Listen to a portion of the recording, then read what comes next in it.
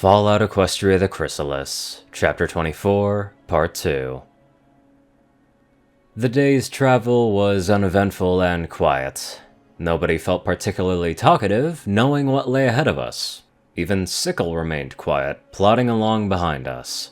But while most of us were thinking what awaited us at Gemstone, I was also thinking beyond that. We halted early that evening, still some 10 miles from Gemstone. While I'm sure we could have pressed on and made it by dark, or shortly after, I don't think we were in that much of a hurry to get there. With the remaining light, Starlight climbed into the cart, finally getting both the time and the lighting to examine the remains of the bulky power armor. She poked and prodded with her magic, peered into gaps, and even slid in through the tore-open back to see how she fit. Though it seemed her pip-buck made for a tight squeeze. Her appraisal came only a few minutes later. Yeah, Sickle wasn't kidding. She tore the shit out of this thing. Still, I think I could fix it. She tapped a hoof on the armored shoulder. It's all pretty crude and basic stuff. Very loose tolerance design. Big clunky hydraulics and spark-powered motors, and we found a good amount of spare parts. Yeah, this should be doable. Dusty looked up from a can of food. How long? Starlight gave a dry snort of laughter. Too long. It would be faster if I had a good workshop, but most of my tools are made for portability and quick fixes. Even with the ones that we looted, it'll be slow going. Like trying to build a skyscraper with a tack hammer slow. A couple of weeks at best. Dusty nodded, thinking for a moment. How about Rust? They did a lot of metalworking and such. Maybe they might be able to handle it? Yeah, probably. Starlight said, smiling a bit. That smile faded fairly quickly. Not sure it'll be that useful, though. I mean, yeah, it'll be all big and tough and stuff, but it looks super slow and clunky. I'd rather get that Enclave armor working. That's some professional work. Nice and light and agile. Except it's also more complex than a pip-buck, and there's no way I could fix it on my own. Not anytime this year, anyway. Well, fixing up this suit would give us more options, Dusty said. Super heavy armor and an automatic grenade launcher can go a long way up to make for poor mobility. It could be very useful to keep around. Yeah, maybe. Starlight said. I mean, it is kind of cool. Even if we really need to cut off all those raider spikes. She contemplated it a moment longer before her eyes darted my way. Hey, Whisper could use it!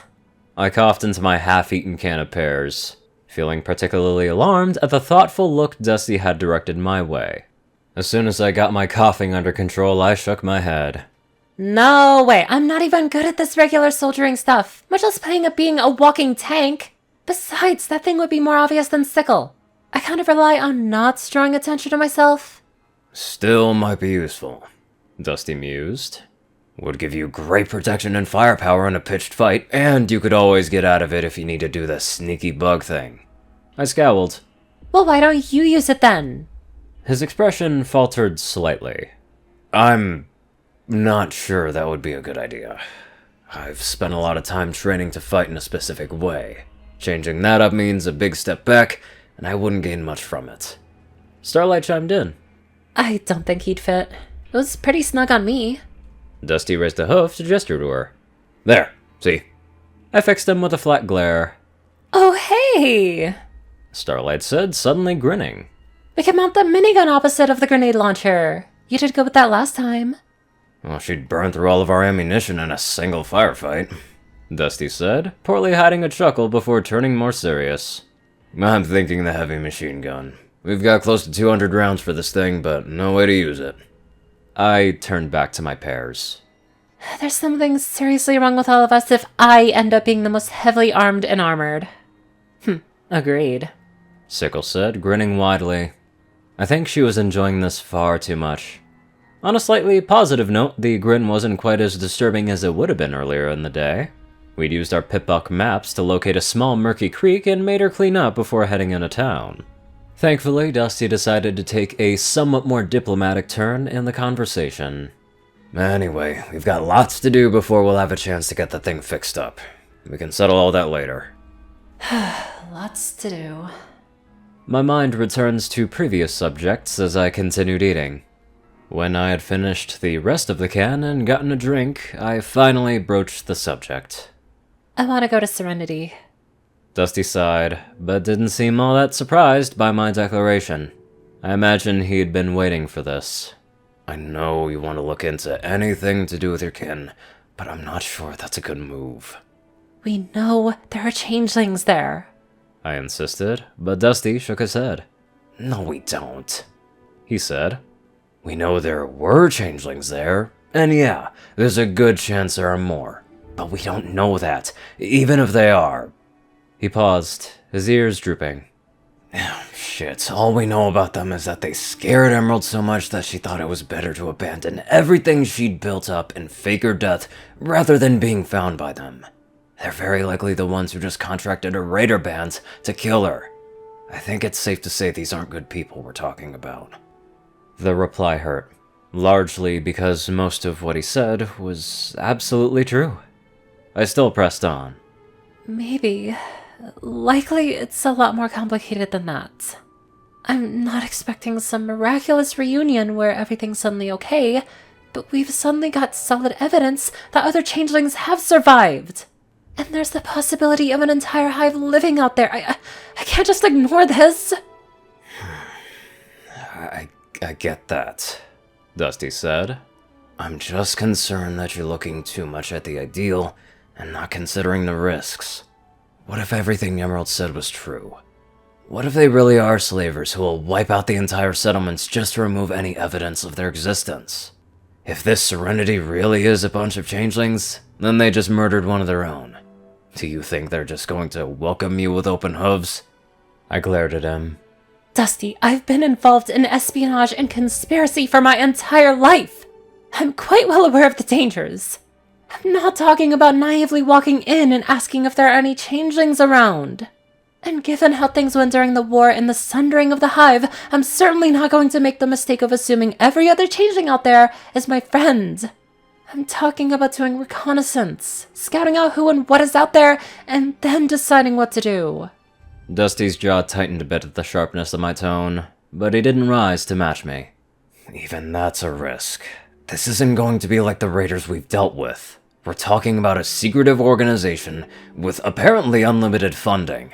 They've been hiring mercs and raiders to do their dirty work, and if they're really a bunch of changelings, they can impersonate any pony they want. They're likely to take security a good deal more seriously, and probably have the numbers to make good on that. We just lost someone to a relatively disorganized band of raiders, and these guys you're wanting to scout out are likely to be a lot more dangerous. I'm aware of that, I said, and made an attempt to sound more even than I had previously. I still want to go. When Dusty didn't immediately reply, Starlight chimed in. I think we should check it out. He didn't seem to notice. He simply sat there, his eyes fixed on the ground before him without really seeing. Several seconds passed like that before he spoke. If we do this, we're back on the old rules. If I say we back out, we back out, right then and there. No complaints. Deal? I hadn't realized that rule had ever been rescinded. I said. So I guess that's a deal. Dusty frowned, though it looked more thoughtful than disapproving. Guess I hadn't. Not as such, anyway. Just wanted to say it again, make sure it's clear. He turned to face me, looking me straight in the eyes. Changeling hive or not, if I say we're leaving, we're leaving. No objections, no, I'll just do it myself. We all leave. And we'll work out what to do next once we're safely away. I disliked the restriction, but I could understand the reason behind it. Agreed. Besides, if worst came to worst, I could probably slip away and do some scouting without them ever knowing. He stared at me for a couple of seconds, almost as if he heard that thought, before finally sighing. Okay. We can go and take a look after we stop in town. He gestured to Emerald's pip-buck. Let's see where we're going. I lifted my leg and switched over to the map. As I was starting to scroll over, Starlight suddenly pressed against my side. Whoa, wait, go back. I scrolled back a bit and she quickly shook her head. No, switch back to the status screen. What?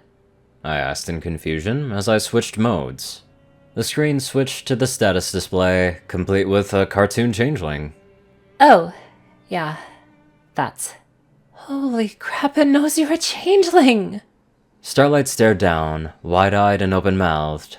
That's... wow, holy crap. Did Stapletech program them to recognize changelings? Like, how would they even know that? Were they working with changelings? Doubtful. I said, and switched back to the map. It doesn't really matter.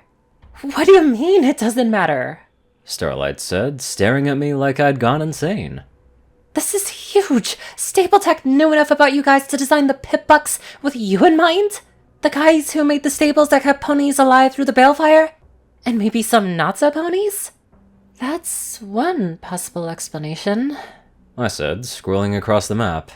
But also one that doesn't materially change things.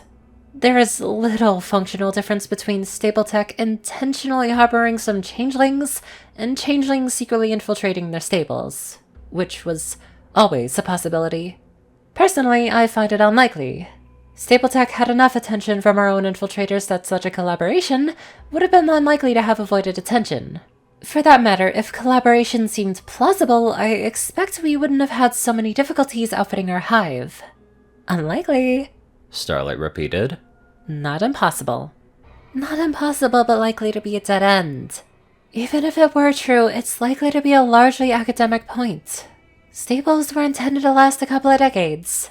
It might turn up regions that are more likely to have changelings still living there, but that's a lot of time for them to have moved on. Dusty grunted. Intend to. Yeah, some of them didn't quite go that way. Some stables stayed shut a lot longer. Heck, that mare on the radio is talking up came from a stable that just opened up a few months ago. There's probably even more out there, still sealed up. Wouldn't surprise me if some ponies open the door, take one look at the wasteland, and decide to say, screw that. I contemplated that for a moment before slowly shaking my head. It still doesn't materially change things. If CLT doesn't turn up any relevant information, Stapletech would be a reasonable next step. And even if true, this still wouldn't change that order of priority. Besides... I gave Emerald's Pip-Buck a wiggle. If this came from Serenity, which I'm guessing it did, they might have reprogrammed it themselves. Starlight sat back, ears low as she frowned at the Pip-Buck. I guess that could make sense. I nodded. Though, to tell the truth, it wouldn't surprise me if this is simply a result of Stapletech being Stapletech. While much of Equestria was falling into xenophobia, Stapletech was rather egalitarian. They had stables dedicated to Equestria's griffin population and even zebras. It wouldn't surprise me if they simply designed their Pip-Bucks to automatically adapt to any user, regardless of species. Huh. Starlight looked down at her own Pip-Buck. You really think they could do that? They could distinguish between irritation and hostile intent at 100 yards. At this point, I think I'd be more surprised to find out these devices couldn't do something. While she considered this, I turned back to Dusty, presenting the map screen. There it is. He looked it over, eventually reaching over to zoom the map out. Northwest of Mereford. Probably, 100 miles? Pretty isolated. No settlements nearby. Well, we're certainly not gonna blend in as normal traffic. Only thing up that way is old Appaloosa. As tempting as it might be to visit my old home, I think I might pass on that. Yeah, one stalker alicorn is enough, thank you. Dusty gave a dry snort. Well, it's a little out of the way, but not too bad. We'll have to be careful, but it should be doable. After Gemstone, then? He sighed. Yeah, after Gemstone. That alicorn seems like foreshadowing of something. Maybe it's nothing too big, but we'll see.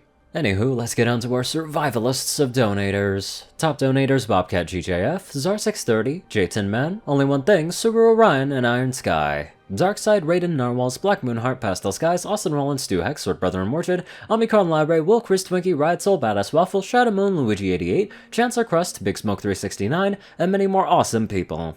Thank you all so much for watching this video and live life to the fullest.